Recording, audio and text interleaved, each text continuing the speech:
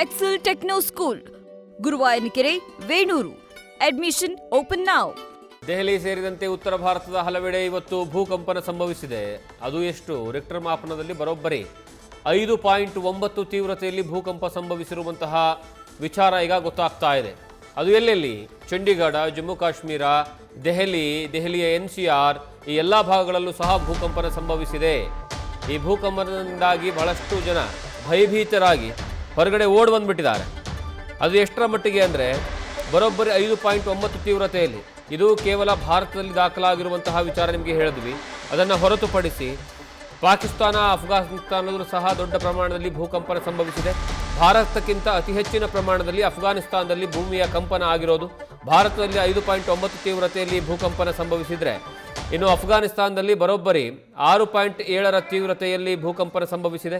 ದೆಹಲಿಯ ಹಲವು ಭಾಗಗಳಲ್ಲಿ ಭೂಕಂಪನ ಸಂಭವಿಸಿರುವಂತಹ ಕಾರಣಕ್ಕಾಗಿ ಅಲ್ಲಿ ಮನೆಯಲ್ಲಿರುವಂತಹ ಟ್ಯೂಬ್ಲೈಟ್ಗಳಾಗಿರ್ಬೋದು, ಫ್ಯಾನ್ಗಳಾಗಿರ್ಬೋದು ಅಥವಾ ಝೂಮರ್ ಆಗಿರ್ಬೋದು, ಈ ಎಲ್ಲವೂ ಸಹ ಮನೆಯಲ್ಲಿರುವಂತಹ ವಸ್ತುಗಳು ಅಲಗಾಡಿರುವಂತಹ ರೀತಿಯಲ್ಲಿ ಅಲ್ಲಿರುವಂತಹ ಜನರಿಗೆ ಅನುಭವ ಆಗಿದೆ. ಆ ಸಂದರ್ಭದಲ್ಲಿ ಜನರು ದಿಕ್ಕಾಪಾಲಾಗಿ ಮನೆಯಿಂದ ಹೊರಗಡೆ ಓಡಿ ಬಂದಿದ್ದಾರೆ.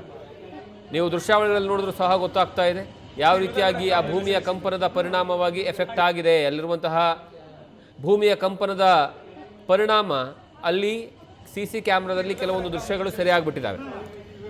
ಬಹಳಷ್ಟು ದೊಡ್ಡ ಪ್ರಮಾಣದಲ್ಲಿ ಎಫೆಕ್ಟ್ ಆಗಿರೋದು ಈ ಅಫ್ಘಾನಿಸ್ತಾನ ಮತ್ತು ಪಾಕಿಸ್ತಾನದಲ್ಲಿ. ಅಲ್ಲಿ 6.7 ತೀವ್ರತೆಯಲ್ಲಿ ಭೂಮಿ ಕಂಪನ ಆಗಿದೆ ಅನ್ನುವಂತಹ ವಿಚಾರ ಗೊತ್ತಾಗ್ತಾ ಇದೆ. ಆದರೆ ಭಾರತದ ಪ್ರಮುಖವಾಗಿ ಚಂಡೀಗಢ, ಜಮ್ಮು ಕಾಶ್ಮೀರ, ಪಂಜಾಬ್, ದೆಹಲಿ, NCR ಈ ಪ್ರದೇಶದಲ್ಲಿ ಅತಿ ಹೆಚ್ಚಿನ ಪ್ರಮಾಣದಲ್ಲಿ ಭೂಮಿಯ ಕಂಪನ ಆಗಿದೆ ಅನ್ನುವಂತಹ ವಿಚಾರ ಗೊತ್ತಾಗ್ತಾ ಇದೆ. ಆದರೆ ಇಲ್ಲಿವರೆಗೂ ಅಂತಹ ಯಾವುದೇ ಅಹಿತಕರ ಘಟನೆ, ಸಾವು ನೋವಿನ ಸಂಭವ ಆಗಿಲ್ಲ ಅನ್ನುವಂತಹ ವಿಚಾರ ಇರೋದು. ಆದರೆ ಈ ಬಾರಿ ಅತಿ ಹೆಚ್ಚಿನ ಪ್ರಮಾಣದಲ್ಲಿ ಭೂಮಿಯ ಕಂಪನ ಆಗಿರೋದು ದೆಹಲಿಯಲ್ಲಿ ಒಂದು ರೀತಿಯಲ್ಲಿ ಆತಂಕ ಅಂತೂ ಸೃಷ್ಟಿ ಮಾಡಿತ್ತು. ಕೆಲವೊಂದು ಕಡೆಗೆ ಆ ಭೂಮಿಯ ಕಂಪನದ ಪರಿಣಾಮ ಅಥವಾ ಅದರ ಅನುಭವ ಆಗಿಲ್ಲ.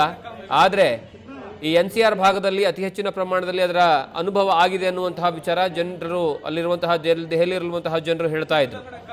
ಅದರಲ್ಲೂ ಪ್ರಮುಖವಾಗಿ ಈ ದೆಹಲಿಯಲ್ಲಿ ಸಾಮಾನ್ಯವಾಗಿ ನೀವು ನೋಡಿದ್ರೆ ಪ್ರತಿ ವರ್ಷ ಒಂದು ಆ್ಯಾವರೇಜಲ್ಲಿ 4 ರಿಂದ 6 ಬಾರಿ ಭೂಕಂಪ ಆಗೇ ಆಗುತ್ತೆ. ಆದರೆ ಅದರ ಪ್ರಮಾಣ ಬಹಳಷ್ಟು ತೀವ್ರತೆ ಕಡಿಮೆ ಇರುತ್ತೆ. ಅದೆಷ್ಟು 4, 4.2, 4.5 ಹೀಗಿರುತ್ತೆ. ಆದರೆ ಇವತ್ತು ಆಗಿರುವಂತಹ ಭೂಮಿಯ ಕಂಪನದ ತೀವ್ರತೆ ಎಷ್ಟಿದೆ ಅಂದರೆ 5.9ರಷ್ಟು.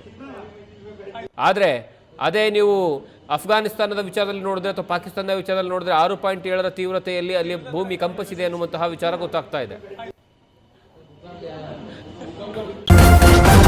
ನ್ಯೂಸ್ ಫಸ್ಟ್, ನಿರ್ಭೀತಿಯಿಂದ ನಿಮ್ಮ ಪರವಾಗಿ.